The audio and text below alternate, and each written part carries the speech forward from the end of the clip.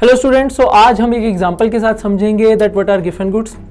So according to law of demand, अगर किसी भी गुड्स के प्राइस इंक्रीज होते हैं तो उस गुड की डिमांड जो है वो डिक्रीज होनी चाहिए। बट हमारे पास ऐसी कुछ एक्सेप्शंस हैं। फॉर एग्जांपल गिवन गुड्स, जिन गुड्स के प्राइस इंक्रीज होते हैं तो उनकी डिमांड में भी इंक्रीज देखने को मिलता है, और जब इनके गुड्स के प्राइस डिक्रीज होते हैं तो इनकी डिमांड में भी डिक्रीज देखने को मिलता है। चलिए एग्जांपल के साथ समझाते हैं आपको गिवन गुड्स के बारे में। सपोज कीजिए हमारे पास एक बॉडी बिल्डर भाई साहब हैं, वो डेली जिम जाते हैं। अपने प्रोटीन इनटेक के लिए वो दो चीज़ों के ऊपर रिलाई करते हैं, पहला सोयाबीन के ऊपर, सेकंड जो है वो मीट के ऊपर रिलाई करते हैं। अब उनके पास 100 रुपीज़ है, वो 100 रुपीज़ में से 70 रुपीज़ का जो है वो सोयाबीन डेली इनटेक करते हैं और 30 रुपीज़ में वो मीट जो है वो कंज्यूम करते हैं अपने डेली प्रोटीन के लिए।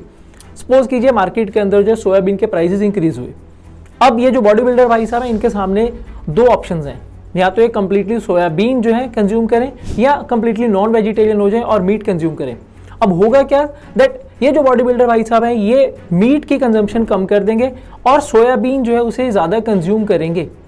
अब एक्चुअल में प्राइस इंक्रीज हुआ था सोयाबीन का, तो according to law of demand इसकी डिमांड कम होनी चाहिए थी, बट प्राइस इंक्रीज होने की वजह से इसकी डिमांड भी इंक्रीज हो गई।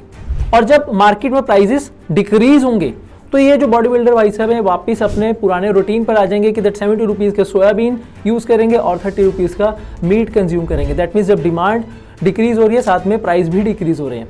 तो एक्चुअली ये होते हैं गिवन गुड्स, जो with increase in the price इनकी डिमांड भी इंक्रीज हो जाती है और डिक्रीज इन द प्राइस इनकी डिमांड भी डिक्रीज हो जाती है।